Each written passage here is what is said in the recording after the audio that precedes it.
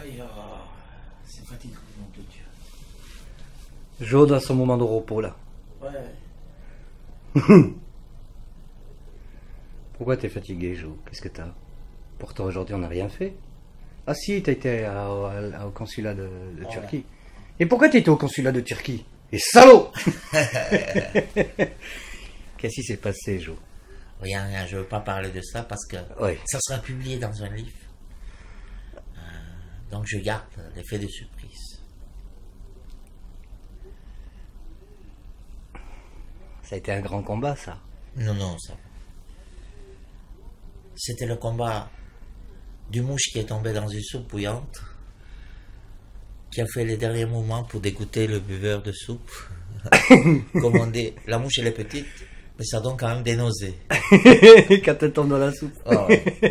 Donc c'était un dossier dont la solution résidait à ce secret-là. Soit la petite mouche dans la soupe pour dégoûter celui qui veut manger la soupe. Bon, on a décidé avec Adèle, au lieu de vivre 40 ans comme une poule, vivre seulement 1 mois comme un coq.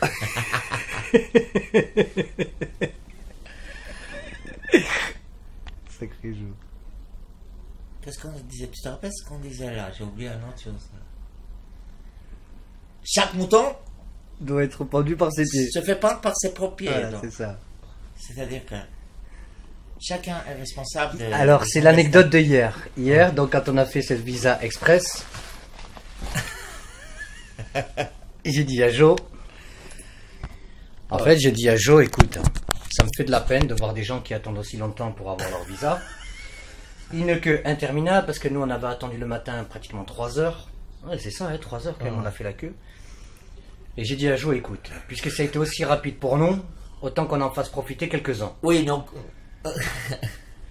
Et puis on s'est dit, comment expliquer ça à des gens qui attendent depuis des heures et des heures, qui voient 2 étrangers leur dire, écoutez, il y a un moyen, il y a la porte arrière pour ce service, mais c'est une compensation financière qu'ils doivent payer eux, mais pas à nous rétribuer. Ouais.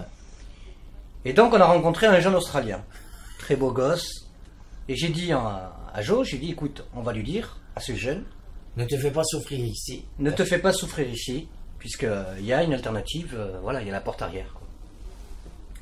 Et celui-là a eu un comportement du mouton. Ouais. Il nous a pas cru. Il a tout simplement décliné notre offre. Il comprenait pas, il pensait qu'on voulait lui soutirer de l'argent. On savait pas des escrocs. Des escrocs, alors qu'elle était là pour lui dire, écoute, au lieu d'attendre là, tu vas payer $300 hongkongais de plus que par rapport à ce que tu devrais payer, mais ce sera beaucoup moins compliqué et beaucoup plus rapide. Le gars, il a nous regarder, a pensé qu'on voulait vraiment lui voler son argent, et en fait, a totalement décliné notre offre. Donc, c'est ce qu'on appelle le système du mouton qui se pend par ses pieds. Il faut le laisser se pendre par ses pieds. Voilà. Ouais. C'est ça, en fait. Ouais.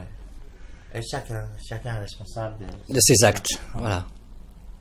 En fait, c'est ridicule quand même. Tu veux rendre service à des gens, tu commences à avoir cette compensation, ce geste humain que tu as envie d'avoir, et en fait, on te croit pas, quoi. Ouais, mais c'est pas grave. Bon, de toute façon... Ce qui m'a dégoûté, c'est un peu ça, hein, c'est qu'on était là pour lui rendre service, on va lui dire, plutôt que t'attends là comme un mouton, il a préféré crever. Ouais. Et je me rappelle, tu lui parlais, il regardait de l'autre côté. Ah ouais, parce qu'il a pensé que nous, on essayait de monter un business à leur insu. Et en vérité, on voulait simplement... Lui rendre service. On se sentait un peu solidaire. Oui, de leur... Parce que quand on voit l'expression de 2000 personnes qui font la file pour avoir un visa... Putain, c'est fou, hein. Mais on l'a fait, nous, le matin. Mais juste un... Oui, t'as voulu être solidaire avec moi. Ouais. Et en fait, j'ai déchiré le papier de ma première demande de visa avec le papier à la poubelle, avec ma photo dans la poubelle. Heureusement que j'avais une deuxième photo. Et en plus, je remets mon papier de demande de visa. Et là, on me demande même pas un papier de le remplir. Ils l'ont rempli pour moi. Ils ont pris mon passeport. Ils ont pris la photo et ils m'ont demandé une attestation d'assurance. Je leur ai envoyé par email, mais il s'avérait que l'attestation était périmée. Ça ne dérangeait pas. Parce que... Non, mais l'attestation de ma business card. Ouais, l'agence. Mais ça ne les dérange pas. C'est qu'en fait, on m'a pas demandé ni de réservation d'hôtel, ni de billets d'avion aller-retour, ni ramène-moi je sais plus quoi. Non, ça s'appelle la méthode miraculeuse de 2 poids 2 mesures. C'est la politique de 2 poids 2 mesures. C'est fou quand même. Hein. Quand tu te dis qu'il y a ça quand même dans ce système. Mais bon. Un jour. C'est la Chine aussi quoi. Mais la Chine aussi à travers d'autres pays, parce qu'il faut savoir aussi que la France, il faut reconnaître la politique qu'elle a la France vis-à-vis aussi de ses immigrés chinois. Il faut qu'ils ramènent des relevés de comptes, il faut qu'ils ramènent, je sais plus, un historique bancaire discriminatoire quand même. Il faut reconnaître qu'il est quand même discriminatoire. Hein? Il est discriminatoire. Alors, je veux bien supporter. Voilà, on verra bien. Ouais. C'est pas gagné encore. Je l'ai pas encore mon passeport. D'ailleurs, en anglais, il existe un mot pour ça. Nous, on a fait juste 1 heure de train, hein. Donc c'est pas très long. Il y a un mot pour ça, on appelle ça visa run. Donc c'est le rush pour le visa. Mais il y a des gens qui prennent l'avion 3 heures, 4 heures, 5 heures, 6 heures, de l'autre côté de la Chine, et qui viennent ici. Ils sont aussi forcés à attendre 3-4 jours. Dans un hôtel. Ouais. Pour avoir le visa. Ouais, tu me diras là aussi de ce côté-là. Mais aussi les Chinois. Ah non. Ouais. Oui, les Chinois aussi, non, mais ils vont dans les consulats. Non. Ici, dans tout, c'est énorme quand même la Chine. Moi j'ai pitié surtout les gens qui sont d'origine chinoise et parce qu'ils ont accepté une autre nationalité. Ah oui, ça c'est dur par contre. Par contre, on a une histoire à vous raconter. Des Chinois qui sont étrangers dans leur propre pays.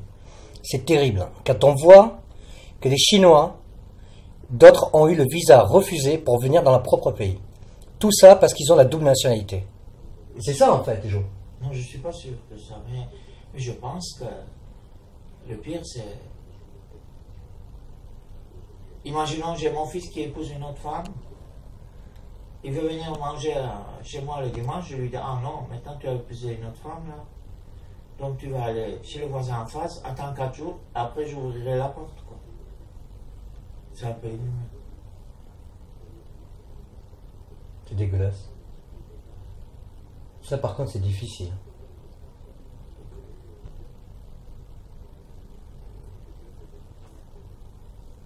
Pour venir dans son propre pays, il est obligé d'attendre 4 jours, 5 jours. Ouais. Pour avoir le visa, quoi. Ouais.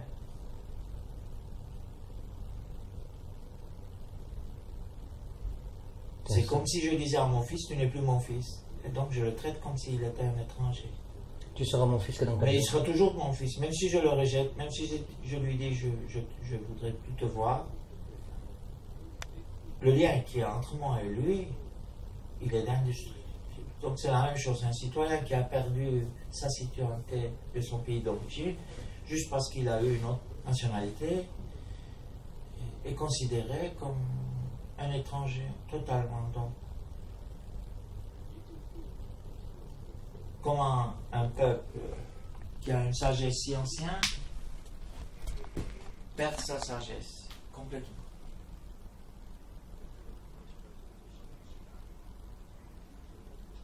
C'est un traitement inhumain quand même. Ouais.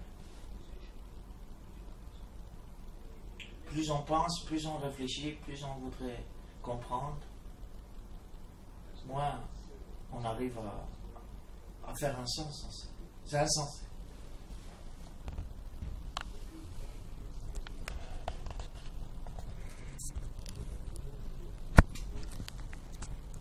Et c'est ce que tu vis avec Jérémy aussi. Ton fils. Et chaque fois quand je vais aller là-bas, eux ils décident si je veux. Ils disent voilà, maintenant tu es touriste. Donc on me donne un visa de touriste. Et dans le pays où j'ai un fils qui est né, normalement je suis un beau-fils. Et ça ne change rien que... Ça reste ton fils. Oui, il restera mon fils et ça sera son pays. Donc le fait qu'on me dit tu es un touriste, c'est aussi... ça montre à quel point le système marche contraire aux normes humaines. De ce qui fait l'être humain, c'est ces relations qu'il y a d'abord au niveau de la famille, et puis une relation indestructible de la racine. Admettons, si je suis un Chinois, je deviens américain, je perds ma nationalité chinoise, mais je ne perdrai jamais ni ma culture, ni ma langue, ni ma façon de penser, ni ma philosophie du pays où je suis né. Et on me traite comme si je suis un traître à la patrie, quoi.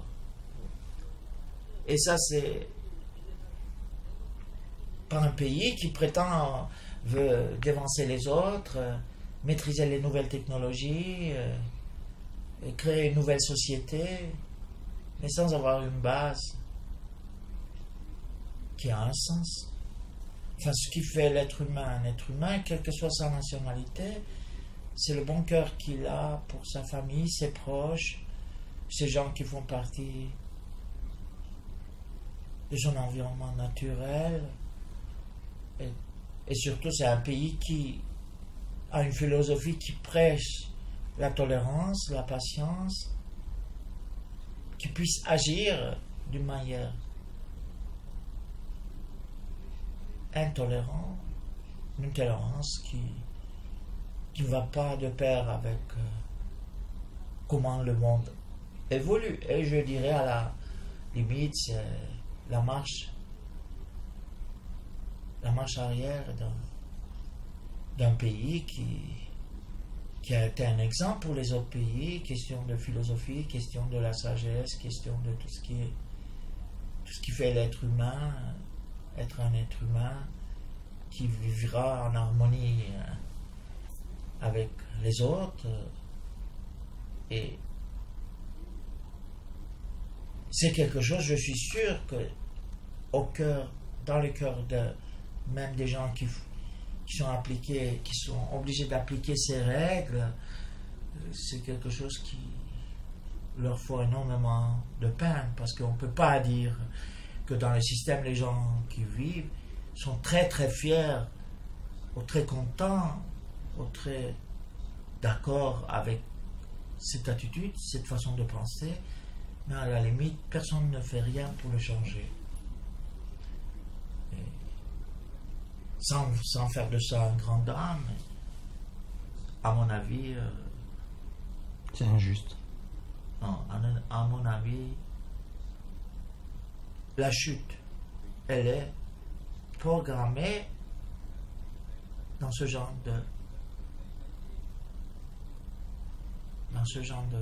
blocage de cœur, blocage de cerveau. Si les gens ne peuvent pas s'occuper, ne peuvent pas être accueillants, ne peuvent pas avoir un cœur chaud à leurs propres enfants, à leurs propres citoyens, dont récemment étaient obligés pour une raison ou pour une autre d'aller vivre dans un pays, qu'est-ce qu'on peut attendre d'une pensée pareille pour l'avenir du pays? Moi, personnellement, je ne suis pas très très optimiste à ce que l'avenir réserve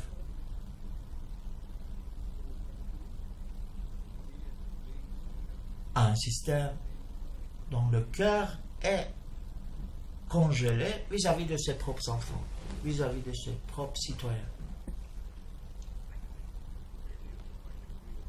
Et j'ai réfléchi un peu pourquoi c'est comme ça, et j'arrive pas à m'expliquer autrement que la génération des enfants uniques, habitués à tirer par le nez leurs parents et leurs grands-parents, et des petits empereurs, parce qu'on les appelle Shah Huangdi, en chinois ça veut dire des petits empereurs, est en train de venir au pouvoir, et cette attitude, c'est moi qui décide et tout le monde me suit, commence d'une manière insidieuse à envahir la philosophie de l'administration, de tout ce qu'on fait pour préparer l'avenir d'un État, et ne donner aucune chance aux autres d'être divergents, d'être totalitaires dans leur pensée à cause de